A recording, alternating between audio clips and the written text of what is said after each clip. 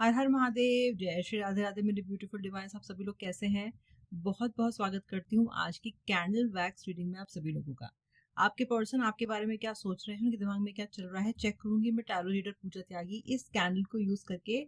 And the medium is the water. आप देखिएगा बहुत डीप इंटेंस फीलिंग वाली रीडिंग होने वाली है, आज एंड तक देखना। आपको सिर्फ इतना करना है कि एनर्जी एक्सचेंज के लिए इस वीडियो को लाइक करना है। कमेंट करके मुझे जरूर बताइएगा कि आपने किस भाग से रेजोनेट किया। तो आप जिनके बारे में 24 घंटे आजकल सोच रहे हैं, जिस व्यक्ति से नो कांटेक्ट में या सेपरेशन में आप हैं, वो व्यक्ति आपके बारे में क्या सोच रहा है, या वो सोच भी रहा है या नहीं कि आप ऐसे ही बुद्धू हो और ऐसे ही पागलों की तरह उनका वेट किए जा रहे हो। चलिए देख लेते हैं। अच्छा, कलेक्टिव जनरल रीडिंग है, टाइमलेस है absolutely. Okay, number 7, number 3, number 2, number 4, number 9, letter F, letter G, letter J, letter L, letter O, number 15, number 13, number 21,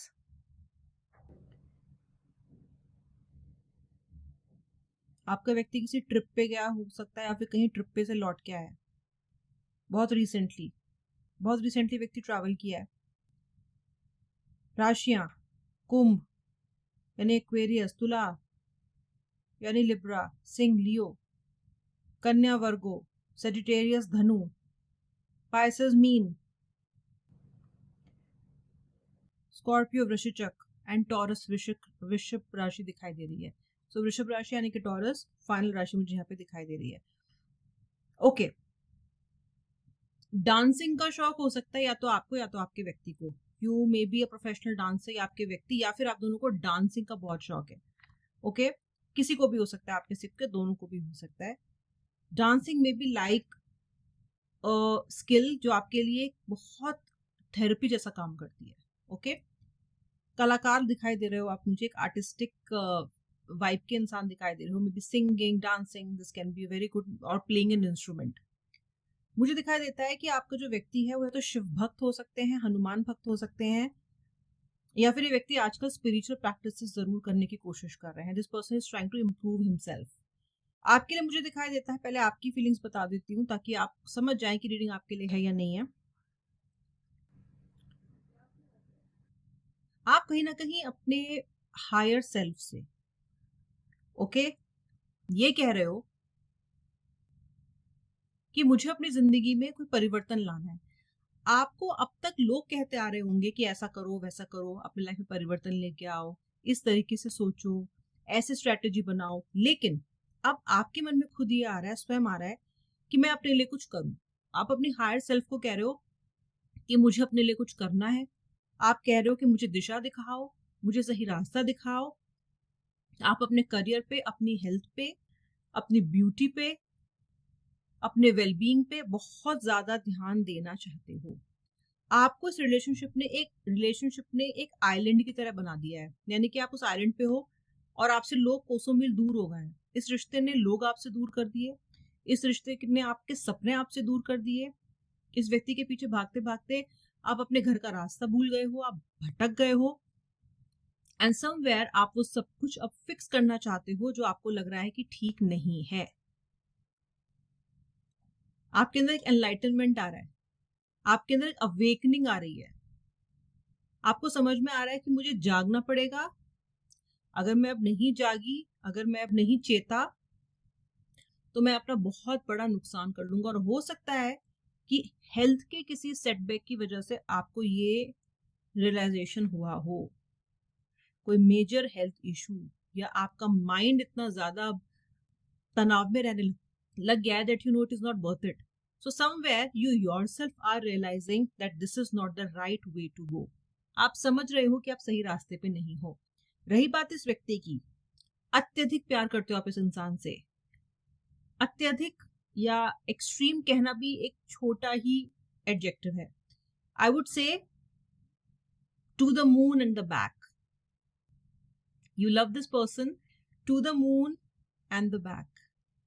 इतना प्यार करते हो आप इस इंसान से। आपने इस इंसान के लिए अपनी लाइफ में इतने बड़े बड़े बदलाव किए हैं, खुद में इतने बड़े बड़े बदलाव किए हैं कि आप सोच नहीं सकते हो कि आप इस किसी इंसान के लिए इतना बदल सकते हो।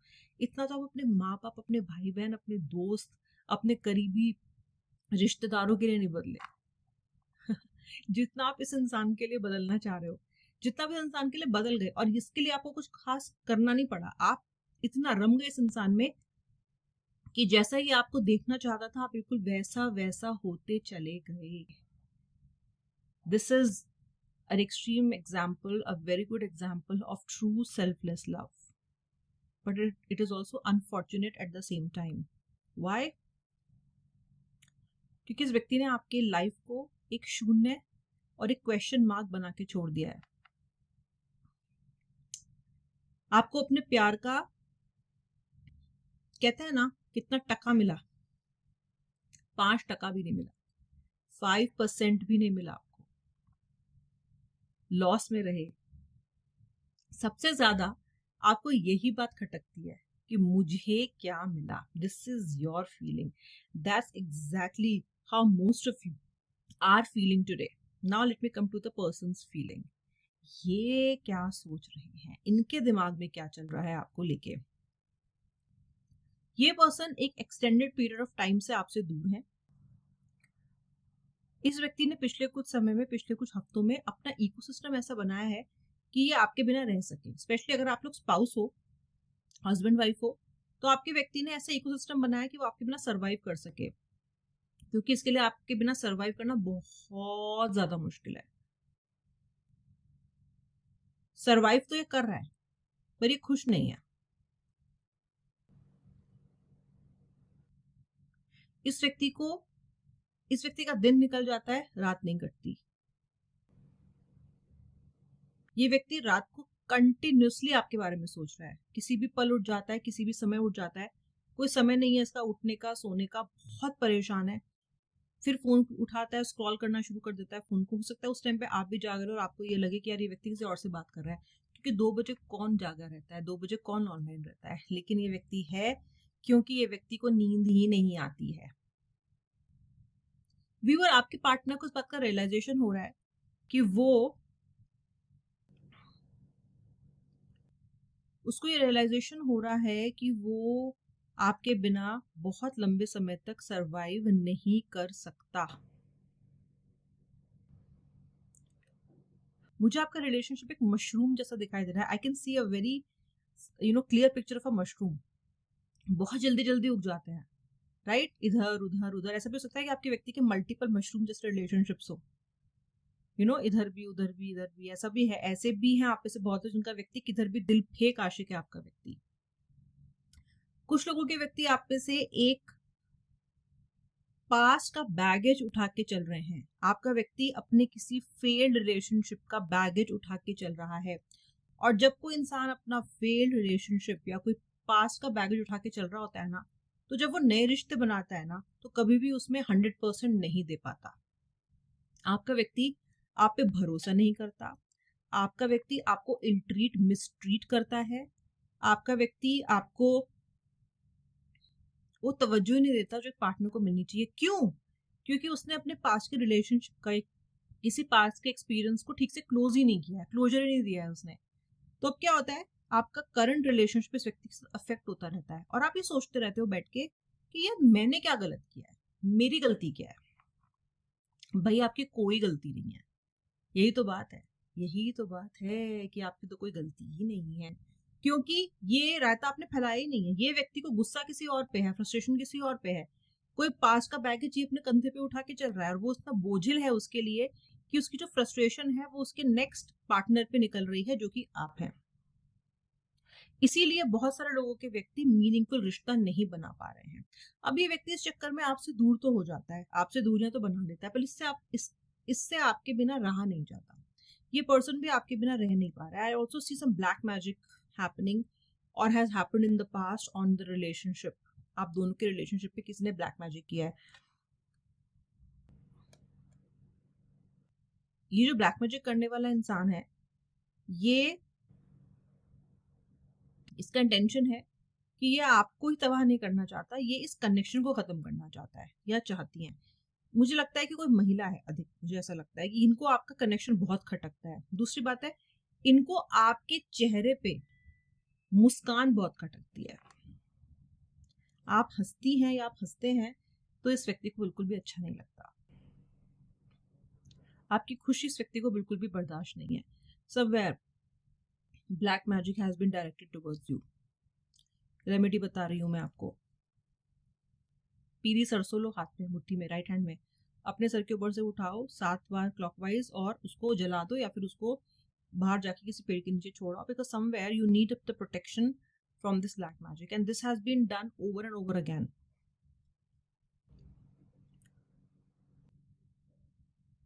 आपका पार्टनर सोच बहुत रहा है, आपका पार्टनर ख्याली पुलाव बहुत बना रहा है, लेकिन वो फील्ड पे यानी कि मौके पे उस वक्त कुछ कर नहीं पा रहा है। ये व्यक्ति कल एक्शन लूंगा, परसों एक्शन लूंगा, ये कर दूंगा, वो कर दूंगा, ये सोच रहा है, लेकिन वो कर नहीं पा रहा है। जिस दिन ये आपको फोन करने के बारे में सोचता है, फोन उठाता है, इसकी घिग्गी बन जाती है। मैं क्या कहूंगा, वहां से रिएक्शन कैसे आएगा, आपकी तरफ से रिएक्शन कैसे आएगा, इस व्यक्ति को तो इस व्यक्ति को इतना डर है कि पूछे नहीं, जैसे कि आप पता नहीं क्या करने वाले हो उसके साथ। This person is very nervous, very scared. Okay, आपको फेस करने की इसके अंदर हिम्मत नहीं है। ये व्यक्ति आपसे बात भी करना चाहता है, पर ये भी नहीं चाहता है कि आप इससे कुछ पूछो, कुछ सवाल करो। ये चाहता है कि आप इसे ऐसे माफ कर दो। क्या माफ करना इतना आसान है? क्या आगे बढ़ जाना इतना आसान है? आप कहीं ना कहीं ये सोच सकते हो कितना आसान नहीं है, बट ये व्यक्ति चाहता है कि आप इसे ऐसे ही माफ कर दो, आप इसको ऐसे ही फॉरगिव कर दो, आपकी तरफ से पेनल्टी ज्यादा ना लगे। ये व्यक्ति सोच सोच के पागल हो रहा है कि आपके पास लौट के आएगा तो क्या पेनल्टी लगने वाली है।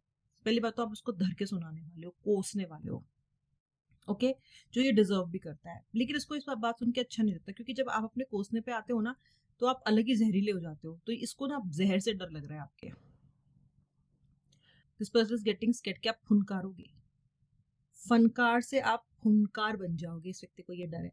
और इसीलिए ये पर्सन आपको कॉल करने से हिचकिचा रहा है। पर कब तक हिचकिचाएगा? क्योंकि रोज इसको यही थॉट परेशान कर रहा है कि मैं अब बात करूं और मैं तब बात करूं। रोज इसको ये थॉट परेशान कर रहा है कि मुझे अपने पर्सन से बात करनी है। तो ये थॉट को ये कब तक रोक पाएंगे, सिर्फ देखने की बात ये है। अदरवाइज कॉल तो आपको इस व्यक्ति का किसी भी टाइम आ सकता है।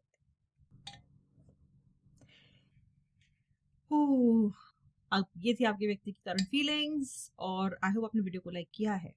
नहीं किया है तो अभी के भी कर लो, ताकि आपका एनर्जी एक्सचेंज हो जाए। अब मैं मिलूंगी नेक्स्ट रीडिंग में, तब तक के लिए जय श्री राधे राधे, हर हर महादेव।